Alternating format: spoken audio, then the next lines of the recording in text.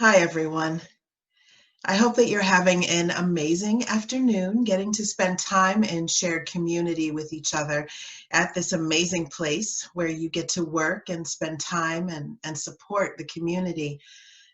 My name, for those of you I haven't gotten to meet, is Carla Christopher Wilson. And I've crossed many of your paths in my different roles within the York community specifically. I was York's Poet Laureate for several years, but I was also a community organizer for a local healthcare as a human right organization. And it was Family First Health that stepped up to not only provide care, but to provide advocacy and information for a lot of the marginalized folks from the community that I worked with who just weren't getting help or support or even good information from anywhere else they turned. I'm now working in the church, actually. I'm the assistant to the bishop of Lower Susquehanna Synod, the local Lutherans. And I'm in charge of doing diversity, equity, and inclusion education and programming for more than 8 counties. And I have one go-to example when I'm talking about what justice expressed as love for those who truly need it, can look like. And you at Family First Health are that go-to. Seeing the way that you go where you are needed, the way that you reach out to people as whole people, not just as a case or a number, but as someone who might have barriers to care that can be erased, as someone who brings their life and their other challenges into the examination room and can't receive treatment until all those other issues are at least addressed and named. The way that you love on people, change lives, make a difference in a very practical and I'm sure frequently challenging way is an inspiration, not just to people in the medical field, but to poets and to pastors and to community organizers. I'm blessed to have been all three and have worked with you across that board. So it's a treat that today, as a short interlude, I got to hear some of your stories and your voices and put them together in a poem. Yes, a poem.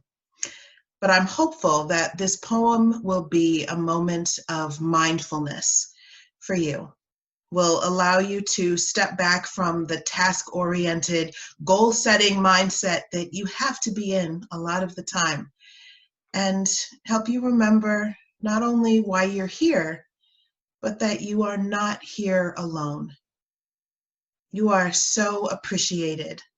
And if that's your thing, you're also prayed for. Please know that. You are a gift to our community.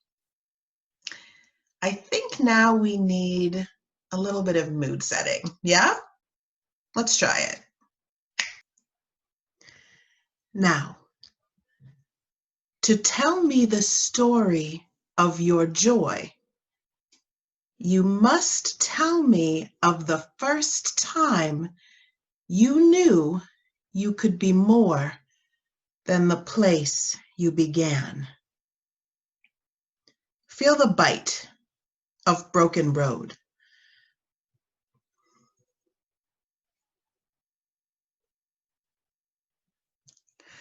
Now, to tell me the story of your joy, you must tell me of the first time you knew you could be more than the place you began.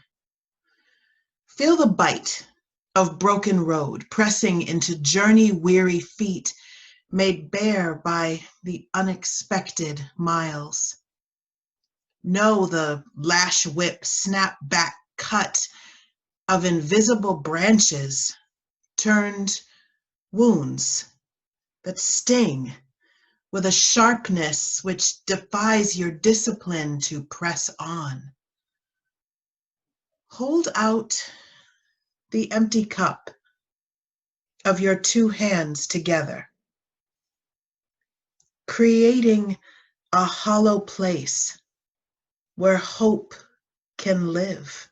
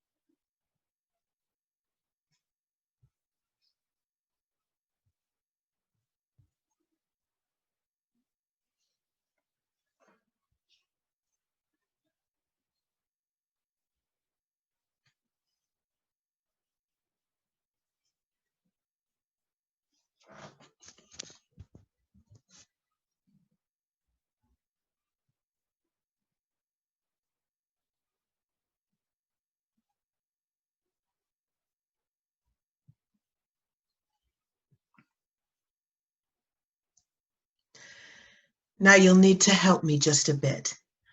I'll ask you to do a few things, so even on Zoom, indulge me if you will. Now, to tell me the story of your joy, you must tell me of the first time you knew you could be more than the place where you began. Feel the bite of broken road, pressing into journey-weary feet made bare by unexpected miles. Know the lash whip snapback cut of invisible branches turned wounds that sting with a sharpness that defies your discipline to press on. Hold out the empty cup of your two hands together, creating a hollow place where hope can live. The challenges that I have to my spirit are the unknowns. Waiting for results when you're concerned it may not be good news. Waiting for cures. Concern for children right now who may not be getting vaccinated on time and be subject to illnesses that we've not seen for a long time. My biggest struggle right now is the deep division that exists within our society. I see it in my neighbors who are actively one-upping each other by posting bigger and more dramatic political signs each day. I see it in my church with colleagues and friends where extremism and conspiracies have infected the minds of so many. I'm challenged when I'm not able to support my team in the way that I feel they need. When our office had to close due to exposure, I didn't do enough to protect my work family. When we're short on staffing, I stretch myself thin because I don't want my team to feel the stress. When I have to say I can't, my spirit takes a hit. Be here. Allow yourself to be here in this place. There is no smooth-hewn wooden sign at the entrance to your shadowed woods. No faded star on a many times folded map to mark this place.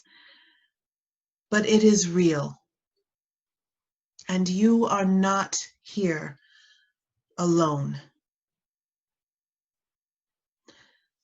Offer up your cradled hands and know it is in places just like this that undiscovered dreams and miracles grow. Wild, can be plucked, harvested, placed into a pocket and kept for such moments as need arises. Into your hands, a golden feather just may fall. A bright hope you can cherish all the more for the twilight in which you found it. A patient the other day came in for her follow-up. Her typical demeanor was cranky at best, but This time she was smiling and chipper. I commented on her refreshing change, and she revealed why. Ever since I had my hysterectomy, I feel like a new person, she shared, which was not the comment I was expecting. She continued to relay how since that moment, her overall physical health, mental health had improved to the amazement of her spouse, her children. Her story turned to gratitude, and she shared it was because of my recommendation and referral to have this procedure that she had felt such improvement in life. I reminded her I wasn't the surgeon. I merely placed the referral, but she insisted that I should take credit for her newfound love of life. She kept thanking me until I humbly accepted. Recently, we had a mother that is struggling financially, didn't have insurance for her son, and was hit with the threat of her son not being able to go to school because he wasn't up to date on his vaccine. The mother made it really clear that, she worked 2 jobs and she could only provide for the basic bills and not medical care for her children, even though it was eating her up inside. When I told her about our sliding fee, about the assistance that we could provide her and looking for resources to help with everyday life, with the insurance process, she just started to sob right there on the phone. She was so grateful. 3 years ago, I truly stumbled into this job. I wasn't looking for a job, but I can truly say this is my dream company, my dream calling. Just to be here, I'm forever grateful.